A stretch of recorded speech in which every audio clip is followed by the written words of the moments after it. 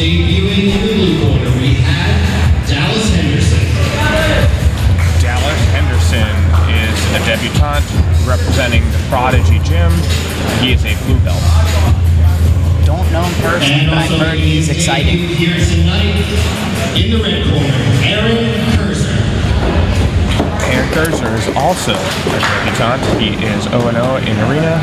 He's representing Odyssey, and he's also a blue belt. I'd like to point out Aaron has a win over Nick DiGiacomo, the guy with the most subs in Arena right now.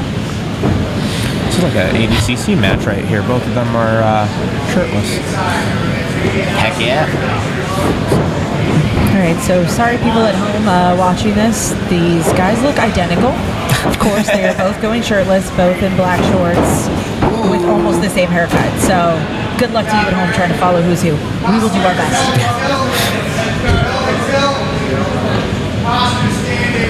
Kurzer on top. Are you sure about that? No. If we start adding in sweeps, some scrambles, I might be a little hard to follow.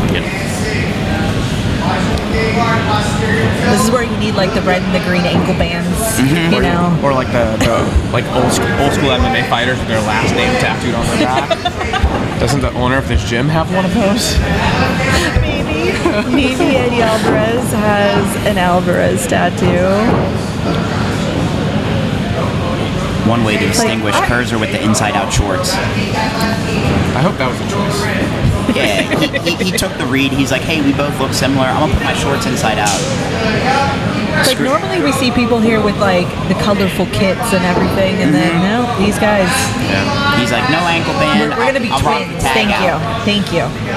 I don't know if you guys have ever had the opportunity to compete against someone shirtless. It's really hard for upper body submissions to make any sense, especially from guard. Like triangles and arm bars become immediately impossible to hit. Yeah. So I'm hoping a little more leg locks, protected against the back, but it looks like it's a scrambling match. Henderson taking a scoop De La Hiva grip.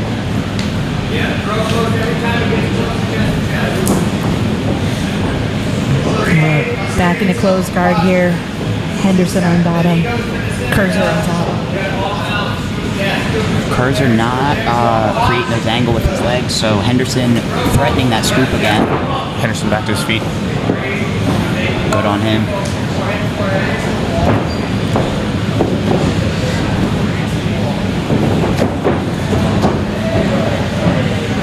Kurzer with the pressure. Just keeping Henderson backed up.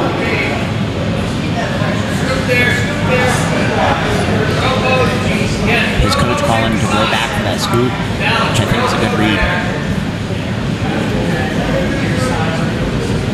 You see. Kurzer looking to flank a little.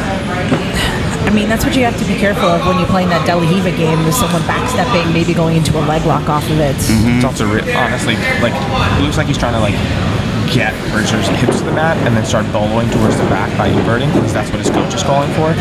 Really hard in a double shirtless match, honestly. A K guard, a little 50-50 here. It's there. Arms trapped. Here, we're probably going to see Kurzer trying to push down on the legs to get his knee line free. A little back roll there. Nice little aggressive collar tie there. I like what Kurzer did that. He just gently reached up and just snapped straight down. It was a really good double. Really good double there. Thought about the double, went to the double. Good read on him. I feel like Henderson is pretty accepting of the takedown now, because you see he's got pretty good guard game from the bottom here. They're taking that scoop again, looking to bump him to that hip. Kurzer's base is exceptional. To keep his feet under his hips. Straight them out. Straight them out. Heck, Take the water isolating that off the arm. table. We can't have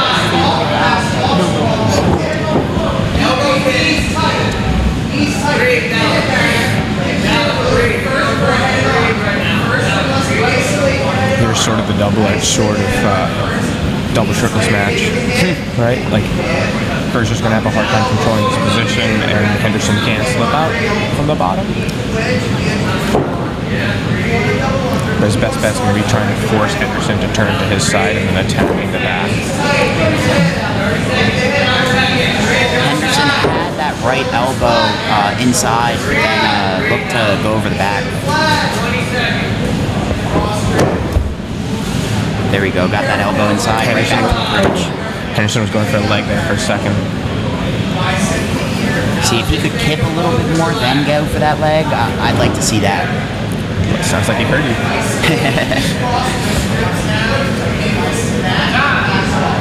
All right, end of the first rounds here. And if you are going for that kip, it can't be the first one. It's got to be like five or six of those kips to get in on those legs. Gotta get the hands on the hips and then just start pushing, create some space.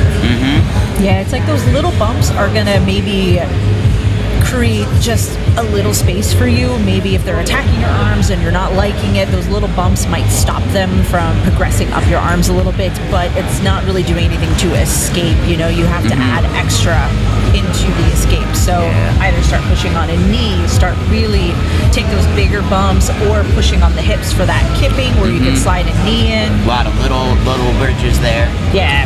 When you make a little space, you gotta fill it with something. You know, I like to say, like, you're trying to like open up someone's pockets and then you want to fill your own stuff in their pockets. It's a little weird analogy, but you know. I like that analogy.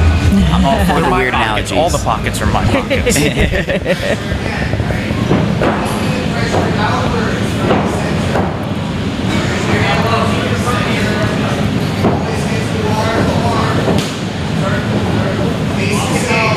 Still looking for that duck, it looks like. Kurzer's faking a lot of his shots, which is forcing him to fight. Oh, there we go. Backstanding at 50-50. 50 is risky. Take a double outside.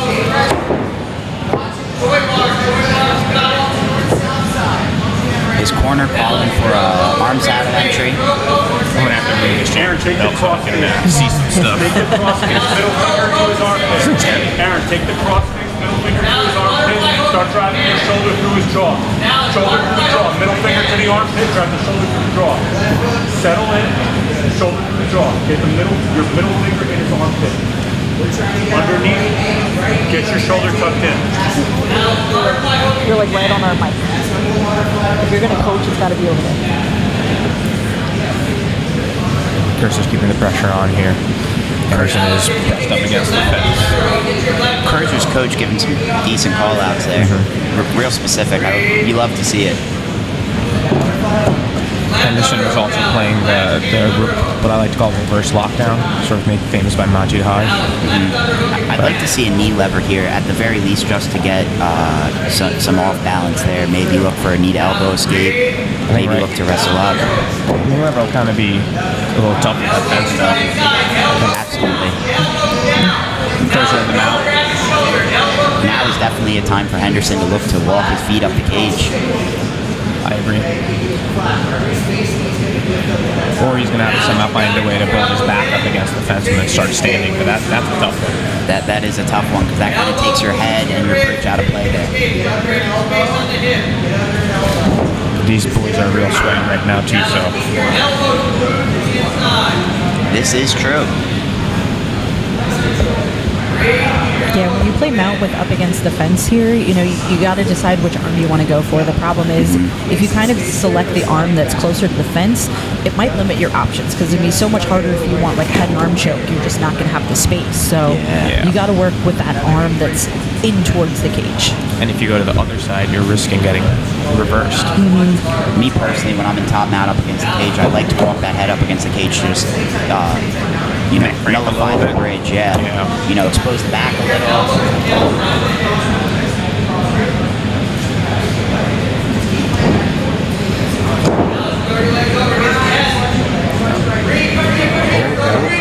Straight to a heel hook. Little outside heel hook threat. Kurzer unfazed. Steps right out of it. Nice little high leg. Good on him. Threatening these level changes. He has shown that he is not afraid to go for those shots off those level changes, so Henderson respected them. Kurzer's really applying pressure. There's a lot of bullying here.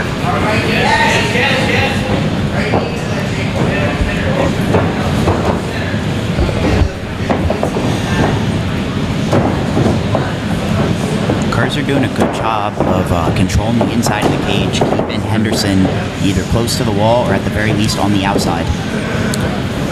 With establishing his physicality here as well. He's just grinding it.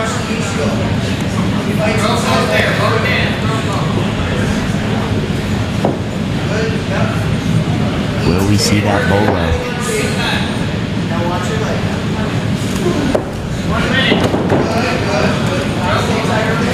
Henderson just sliding off. It's like shoot for a triangle, but it's like they're so slippery at this point. Yeah. It's going to be so hard to lock something in without having other grips, like a head grip or a wrist grip or something. Yeah. That's going to have to be perfect with a triangle or an arm bar. Would like to see Kurzer get on the head a little bit now that he's past the guard. Exactly why.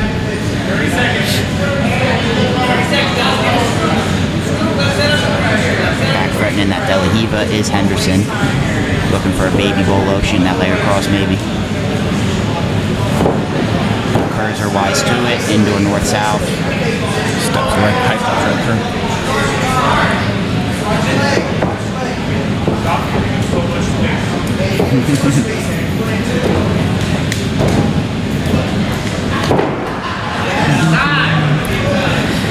It's a lot of showboating for someone who hasn't even gotten a submission yet. But not even really an attempt. And it's one of those things, like, this is a great positional domination match, right? Like, I think on an ADCC trials run or something, like an early match, this just looks good. But I want some urgency to get a submission here. Yeah, exactly. So it's, you got to work a little bit more on, if you're actually passing the guard, you want to maintain that good top position, then you're going to have to hold that position. You're going to have to start to hunt for things. And I think something that would go along with that is maybe Kurzer creating those angles a little bit earlier in his guard passing sequences, because he's liking that tight passing, but he just can't really solidify something because he's not creating those angles early enough. I agree. And then he's also feeding his leg through a little bit. And I'm like, if you're going to feed your leg through, I want to counter foot. I want to see you force him to get 50-50, and then I want to see you go for a heel hook. Just putting it in there and ripping straight out and turning your back is not going to get you a win here. All right, here's a third and final round between these guys, so it's still 0-0. Someone gets a submission, then they take the whole match. Not many sub attempts, but still a very exciting match. I'll just say for Henderson, maybe with the way he seems to be playing, if he's going to elect to go shirtless like this, I would suggest using spats on the bottom because he is playing a lot of De La Hiva, and he needs a little more, like, Craig Jones in ADCC 2017, like that was the move. You'll have way more control over the legs if you have spats on. Even if you're gripping, like playing that scoop De La Hiva like he is, just gripping your own leg with the spats adds a little bit of friction, and that can be like the decision between getting the position or not. People don't realize how much that extra fabric gives a play into things. Kurzer has a Kimura grip. He does. He's got a Kimura lock here. That north-south Kimura there. We got a tap. Locked in Kimura there by Aaron Kurzer. Good on him in the third round. Yeah. I mean, part of it is that he also broke down